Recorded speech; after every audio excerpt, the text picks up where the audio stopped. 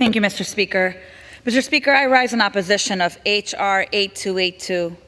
I've realized a pattern here. When my Republican colleagues can't legislate, they decide that they're going to score cheap points in three primary tools: fear-mongering, punishing, and silencing. So I want to break down a little bit of this bill today. Fear-mongering.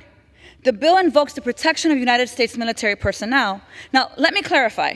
The U.S. military personnel is not subject to the ICC because the United States is not a party to the Rome Statute, which I find shameful. Punishing, because the bill would impose sanctions against anyone who aids the ICC in investigating, in detaining, in arresting, or prosecuting anyone who has not consented to the court's jurisdiction.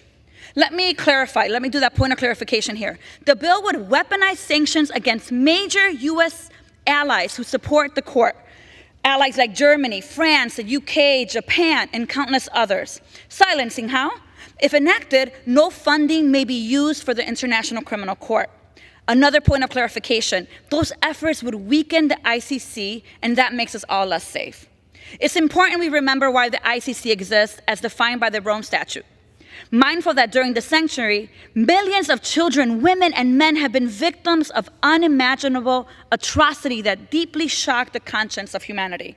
It recognizes that such grave crimes threaten the peace, the security, and the well-being of the world, and determined to put an end to impunity for the perpetrators of these crimes, and thus contribute to the prevention of such crimes. I stand in opposition of this resolution because we need the ICC. In the last 241 days, thousands have been victims of unimaginable atrocities. And Netanyahu's violations of international law have threatened the peace of the world.